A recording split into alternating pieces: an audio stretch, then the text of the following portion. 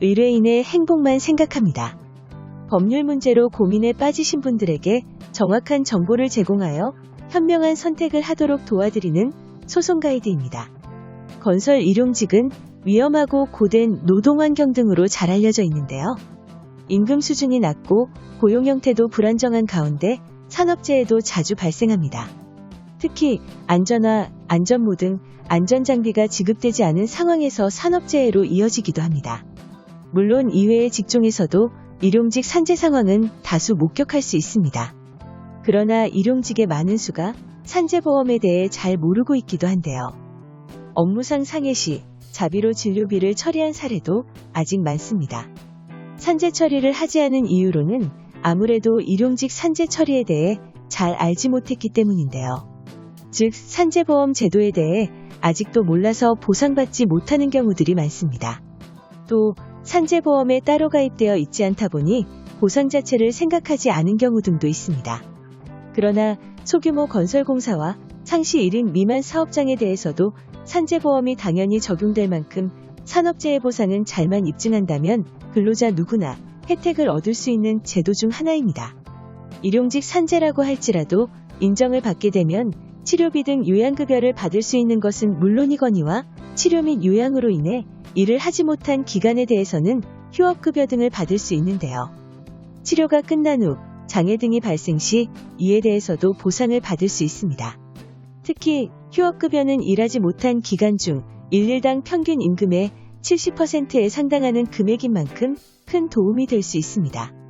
즉, 일용직이라도 당연히 산재 처리가 가능하며 산재법 적용 사업장에서 업무 수행 중 사고를 당하여 4일 이상 요양이 필요하다면 요양급여 신청을 할 수 있는 것입니다.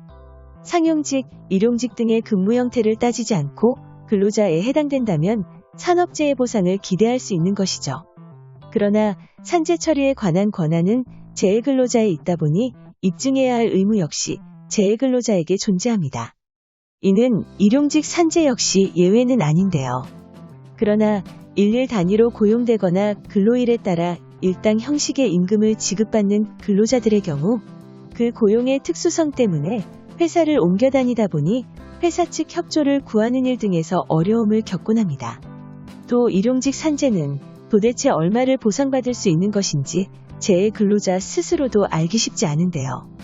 산업재해보상보험금 결정을 위한 평균임금 산정은 일당의 고용노동부 장관이 고시하는 근로개수인 통상근로개수를 곱하여 산정한다고 하지만 도대체 어떤 형식으로 보상을 받을 수 있는지 계산법부터 아리송하긴 합니다. 아울러 산재보험이 사업장에서 근로자가 일을 하다가 다치거나 질병의 사회보장이기는 하나 이 역시 입증이 동반될 때 가능하다는 점입니다.